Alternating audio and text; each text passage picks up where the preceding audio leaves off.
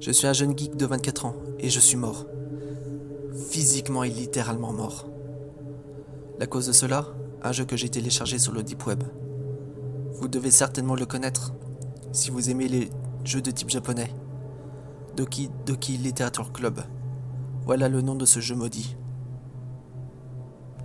Bon nombre d'entre vous avaient certainement déjà joué avec la version bêta disponible partout sur internet. Mais pour ceux qui ne le connaissent pas, je vais faire une brève description. Ce jeu est un visual novel. C'est-à-dire un jeu basique avec 2 ou 3 personnages. Et vous devez choisir un dialogue au fur et à mesure pour déterminer la continuité de l'histoire. Dans le jeu Doki Doki Literature Club, vous interagissez seulement avec 3 personnages, Natsuki, Sayori et Yuri. Seul un personnage du nom de Monika est présent dans tout le jeu, mais que vous ne pouvez pas interagir avec. Mais la particularité de Monika, c'est qu'elle n'est pas un personnage comme les autres. En effet, dans la version bêta, vous apprenez que Monika a conscience qu'elle n'est qu'un programme du jeu. Et au cours de ce dernier, elle n'hésitera pas à supprimer les programmes des autres personnages par jalousie, car elle voudra vous avoir absolument pour elle toute seule. À la fin du jeu, alors que Monika se rend compte que vous ne vous intéressez pas à elle, le jeu se termine. Les fichiers concernant l'unique personnage se suppriment d'eux-mêmes, et le jeu se réinstalle comme si de rien n'était. Vous retrouverez les 3 personnages, mais Monika aura totalement disparu. Je sais que cette version fait déjà flipper. Mais croyez-moi, la version 2.0 sortie tout droit des enfers est bien pire. Avant de commencer mon histoire, je vous le redis encore une fois. Ne vous rendez pas sur le Deep Web et surtout ne téléchargez pas ce jeu. Il y va de votre vie. Et je pense que mon histoire va, et je l'espère, vous en dissuader. Cela remonte il y a 4 jours, en pleine nuit. Il était environ 3h du matin et je naviguais sur le Deep Web, à la recherche de jeux pas encore disponibles sur le marché. De temps en temps, je tombais sur quelques trouvailles en matière de jeux de rôle. Auparavant, j'avais déjà trouvé la première version de ce jeu sur cette face cachée du net. Après un petit moment à trifouiller sur un forum qui proposait des jeux les plus bizarres les uns que les autres, je dénicha cette nouvelle version de ce jeu. Apparemment, sur la description qui accompagnait le lien pour le télécharger était marqué que cette version finale avait le même intrigue mais plus approfondie. Je ne comprenais pas de ce que ça voulait dire. Je cliquai sur le lien et le téléchargement se fit. Pendant ce temps, je bus une gorgée de boisson énergisante.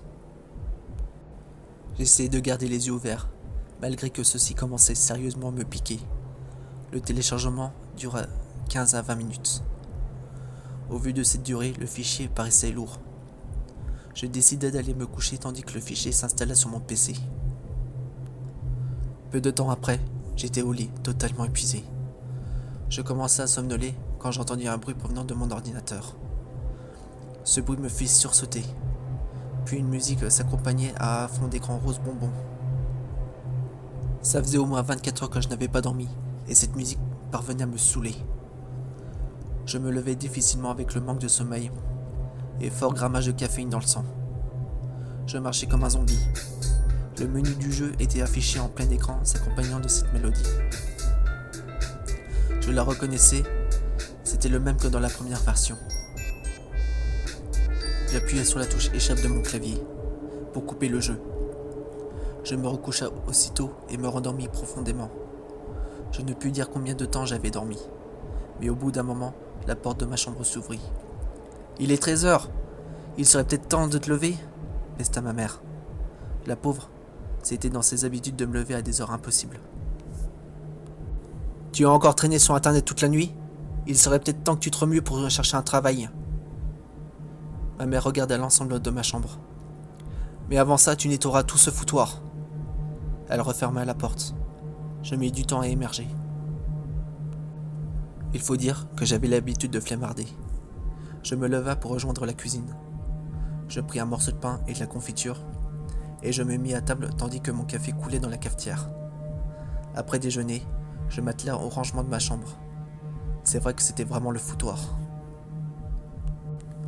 Je mis toute l'après-midi pour tout ranger. Il y avait des canettes et des paquets de chips partout. Le soir venu, je mangea rapidement avant de rejoindre mon seul lieu d'intimité. Je ralluma mon PC, j'étais impatient de jouer à cette merveille. Au bout de quelques secondes, l'écran de la page d'accueil du jeu s'afficha. Dans un premier temps, il me demanda mon prénom, que je tapa instantanément. Puis le jeu se lança. Au tout début, tout semblait normal. Cette version était similaire à la précédente, à quelques détails près. Je termina le jeu en 1 heure, puis revins sur le forum où j'avais trouvé le jeu pour déposer mon commentaire. Il a vibré. J'avais un appel d'un inconnu. Je décrocha. Pendant quelques secondes, personne ne parla. Silence radio. Je faillis raccrocher quand une voix féminine se mit à parler. « Ne raccroche pas, mon amour !» Je fus surpris. « Je ne vous connais pas, madame ou mademoiselle. Vous avez sûrement fait un faux numéro. » J'attendis quelques secondes avant de raccrocher. Peu après, le portable se mit de nouveau à vibrer. Je décrocha en mettant le haut-parleur tout en surfant sur le deep web. « Pourquoi tu as raccroché ? Et je voudrais bien savoir également pourquoi tu as choisi Natsuki au lieu de moi. » Je répondis. « C'est une blague ? Allez, tu t'es bien amusé maintenant. M'appelle plus, ok ?» ai-je répondu sèchement. Je raccrocha de nouveau. Quelques minutes plus tard, mon ordinateur commença à bugger. L'image de mon écran commençait à se fragmenter. « Putain, je suis en train de me faire pirater !» lançai-je en cliquant frénétiquement sur ma souris. Au même moment, je reçus un SMS. Le numéro, enfin, les formes géométriques mélangées à des chiffres qui changeaient toutes les secondes me fit flipper. J'ouvris le texto. Le contenu me donna les sueurs froides. Sur celui-ci était marqué « Pourquoi tu veux pas me parler, mon cœur ? Pourtant j'ai supprimé les fichiers des autres filles. » Le correspondant envoya encore un message. « Maintenant, laisse-moi te réciter des poèmes que j'ai écrites rien que pour toi. » Je regarde à mon écran, qui buguait toujours, avant de regarder mon portable. Je répondis au message. « Laissez-moi tranquille ou j'appelle les flics. » La réponse ne se fit pas attendre. Une réponse vidéo arriva sur mon portable. Le personnage du jeu, donc Monica, était en gros plan et dont l'image de celle-ci était hachurée. Le son de la vidéo comportait des grésillements. « La police ne peut rien pour toi. Tu m'as laissé rentrer dans ta vie. Et maintenant, c'est impossible qu'on se sépare. Tu m'appartiens. Les autres filles qui essaieront de rentrer dans ta vie, je les détruire. » J'en avais assez. Je coupa mon portable avant de le jeter sur le lit. À ce moment précis, mon écran d'ordinateur afficha un écran tout noir. D'un coup, le visage de Monica apparut dans un hachement d'écran.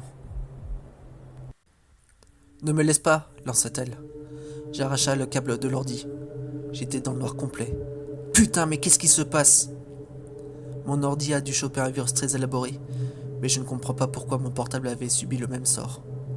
Je chercha la porte de ma chambre à tâtons, puis je me dirigea vers le salon. J'avais besoin de me changer les idées.